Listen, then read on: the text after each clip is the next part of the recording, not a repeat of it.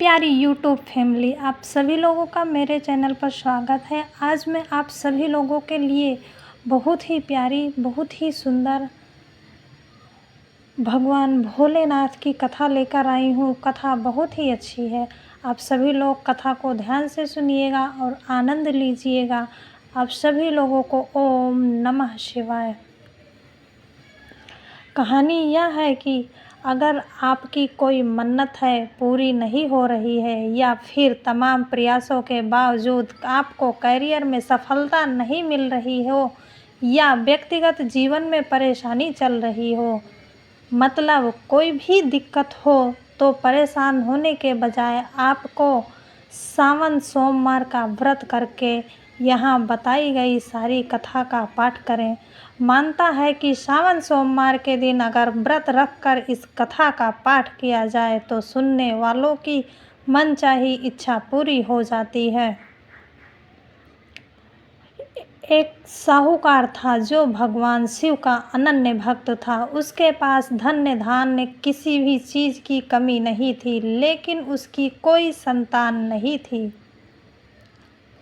और वह इसी कामना को लेकर रोज शिव जी के मंदिर जाकर दीपक जलाता था। उसके इस भक्ति भाव को देखकर एक दिन माता पार्वती ने शिव जी से कहा कि हे प्रभु, यह साहूकार आपका अनन्य भक्त है। इसको किसी बात का कष्ट है तो आपको उसे अवश्य दूर करना चाहिए। शिव जी बोले कि हे पार्वती, इस साहूकार के पास पुत्र नहीं है, यह इसी से दुखी रहता है।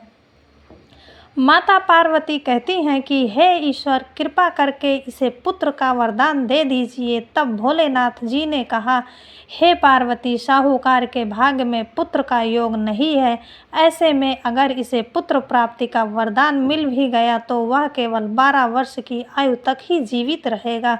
यह सुनने के बाद भी माता पार्वती ने कहा, हे प्रभु, आपको इस साहूकार को पुत्र का वरदान देना ही होगा, अन्यथा भक्त क्यों आपकी सेवा पूजा करेंगे। माता के बार बार कहने से भोलेनाथ ने साहूकार को पुत्र का वरदान दिया, लेकिन यह भी कहा कि केवल 12 वर्ष तक ही जीवित रहेगा।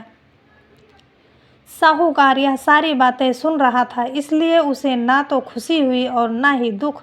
वह पहले की ही तरह भोलेनाथ की पूजा अर्चना करता रहा। उधर सेठानी गर्भवती हुई और 9वें महीने उसे सुंदर सा बालक की प्राप्ति हुई। परिवार में खूब हर्षोल्लास मनाया गया, लेकिन साहूकार पहले की ही तरह रहा और उसने बालक की 12 वर्ष की आयु का जिक्र किसी से भी नहीं किया।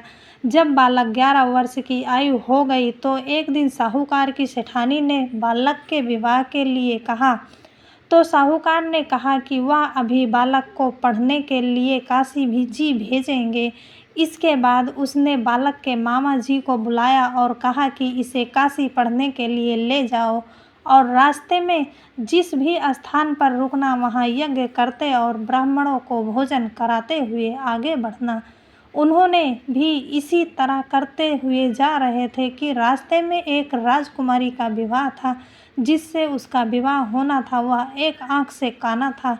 तो उसके पिता ने जब अति सुंदर साहूकार के बेटे को देखा तो उसके मन में आया कि क्यों ना इसे ही घोड़ी पर बिठाकर शादी के सारे कार्य संपन्न करा लिया जाए, और कहा बदले में अथाह धन देगा।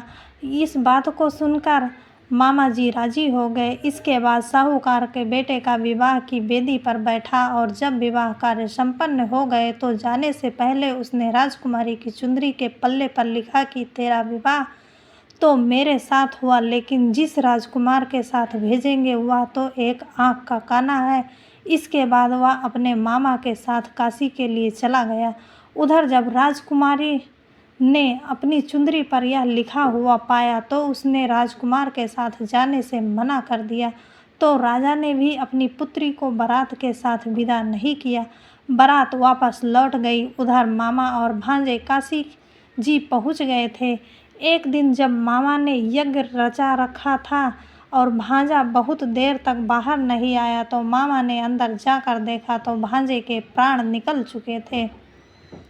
वह बहुत परेशान हुआ, लेकिन सोचा कि अभी रोना पीटना मचाया तो ब्राह्मण चले जाएंगे और यज्ञ का कार्य अधूरा रह जाएगा। जब यज्ञ संपन्न हुआ तो मामा ने रोना पीटना शुरू किया। उसी समय शिव पार्वती उधर से जा रहे थे तो माता पार्वती ने शिव जी से पूछा, हे प्रभु, ये कौन रो रहा है? तभी उन्हें पता चलता है कि यह भोलेनाथ के आशीर्वाद से जन्मा हुआ साहूकार का पुत्र है। तब माता पार्वती कहती हैं, हे स्वामी, इसे जीवित कर दे, अन्यथा रोते रोते इसके माता पिता के प्राण निकल जाएंगे। तब भोलेनाथ ने कहा कि हे पार्वती, इसकी आयु इतनी ही थी, सो वह भोग चुका। लेकिन माँ के बार बार आग्रह करने पर भोलेनाथ ने उसे जीवित कर दिया। लड़का ओम नमः शिवाय करते हुए जी उठा और मामा भांजे दोनों ईश्वर को धन्यवाद दिया और अपनी नगरी की ओर लौटे। रास्ते में वही नगर पड़ा और राजकुमारी ने उन्हें पहचान लिया। तब राजा ने राजकुमारी को साहूकार के बेटे के साथ बहुत सारे धन धान्य के साथ विदा किया। उधर साहूकार और उसकी पत्नी छत पर बैठे थे। उन्होंने यह प्रण कर रखा था कि यदि उनका पुत्र सकुशल नहीं लौटा तो वह छत से कूदकर अपने प्राण त्याग देंगे। तभी लड़के के मामा ने आकर साहूकार को समाचार सुनाया, लेकिन वे नहीं माने। तो मामा ने शपथ पूर्वक कहा। तब तो दोनों को विश्वास हो गया और दोनों ने अपने बेटे बहू का स्वागत किया। उसी रात साहूकार को स्वप्न में शिव जी ने दर्शन दिया और कहा कि तुम्हारे पूजन से मैं प्रसन्न हुआ। इसी प्रकार जो भी व्यक्ति इस कथा को पढ़ेगा या सुनेगा उसके समस्त दुख दूर हो जाएंगे और मनवांछित सभी कामनाओं की पूर्ति होगी।